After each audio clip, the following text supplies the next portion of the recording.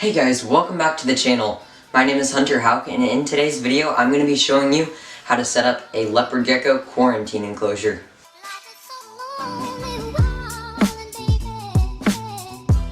Before you bring home any reptile, it's very important to quarantine them, especially if you have other reptiles. If you do have other reptiles, it's incredibly important that you quarantine them in a room where you don't have any other animals, because there are lots of airborne pathogens, especially Cryptosporidium, which will kill your leopard gecko especially, or any other reptile like that. So if you have other reptiles, you don't want them to get there. You also should make sure that they aren't sharing tongs, feeding bowls, anything like that.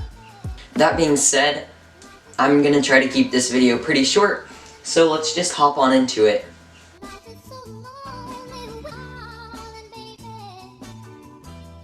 So the first thing that you're going to want to establish is a source of heat. So what I'm going to do is I'm going to put a heat mat behind here, underneath the enclosure.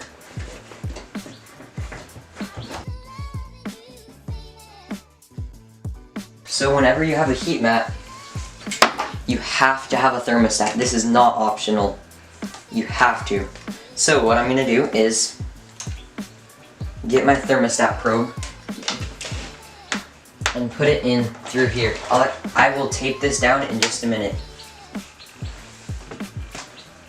So this, I will be hanging right here, just temporarily.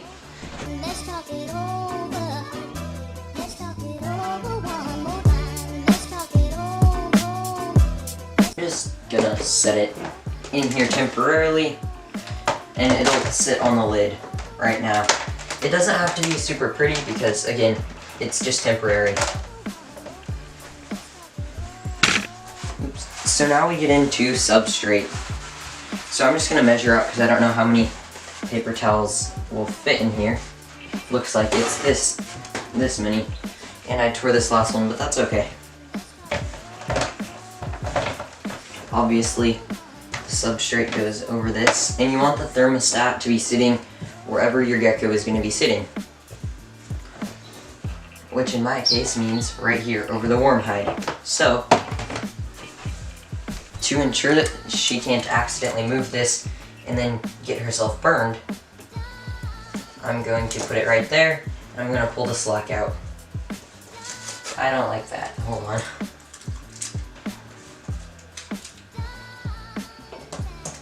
There we go.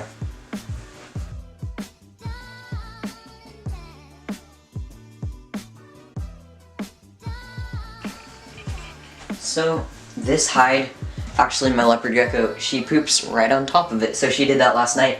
So for the purpose of this video, I'm just going to be setting it here. But just know, before I actually put her in here, I'm going to be dishwashing this. And then this hide will be her cool hide. And so this is going to go on the cool end. And then her humid hide is going to go right here. And right now it isn't actually moist. I've also found that for some reason when I make the humid hide bigger, she refuses to use it, but she'll only go in there to shed if it's nice and small so that she can rub up against the sides. I still have no idea why, but that's just what I found works for me. So it's not moist right now, but I will make it very humid here in just a second. Okay, I'm going to spray it with dechlorinated water.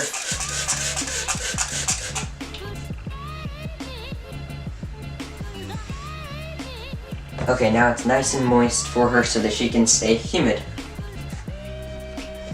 And again, this is very simple because it's just for quarantine. And then I always like to just put some fake plants in here. I know quarantine enclosures are supposed to be simple, but you still want them to be, like, to provide coverage and security. So I'll just put that over here so that if she wants to, she can get in there to feel safe as well. And then I'm going to put her water dish. Always put the water on the cool side. Your gecko doesn't want to be drinking hot water. Just like you probably don't. And now I'm going to add my calcium dish. Not mine, her calcium dish. And this random rock that I found, and then I boiled it for like, I think I boiled it for 30 minutes. Anyways, I thought it looked cool. It kind of doesn't, but it's whatever. So this is a super basic quarantine setup. Remember, as soon as they're out of quarantine, you should make this a lot less basic. And I don't like using tubs when they're not in quarantine because I just find it's really boring. Okay guys, thank you so much for watching. I hope that taught you how to set up a leopard gecko quarantine enclosure very well. This enclosure itself isn't actually going to be used as a quarantine enclosure. It's just a temporary enclosure for my leopard gecko because I have to move her out of her current enclosure because I'm setting up a new 41-gallon custom enclosure for her that was actually custom built for her, but I have to set it up. So for about 2 weeks she'll be in this, and then she'll finally be able to go into her brand new awesome enclosure. Hi, this is Editing Hunter. I completely skipped the point. Like, I didn't even say what I was trying to say. Also, I'm recording on my laptop's webcam, which is why the quality is trash. But anyways, I completely skipped what I was gonna say, which was I am getting a new leopard gecko.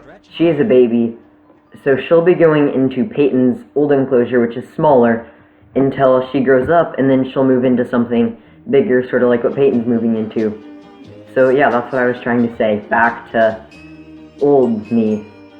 But anyways, this is just very basic and not super well set up, but you want to be able to see them poop, which is why you should use paper towels, just things like that, so that you can make sure that they're healthy, and then move them into a more complex, well-decorated setup as soon as they are done with quarantine. For lizards, I recommend 30 days after they first poop with you, and then for snakes, I don't have snakes, but usually people recommend, I believe it's 60 days to 3 months after they first poop with you. So, yeah. Again, I hope you guys enjoyed this video. If it did help you, please be sure to like and subscribe if you want to be able to see the baby leopard gecko when it comes. I hope you guys have a great day, and I'll see you next time. Bye!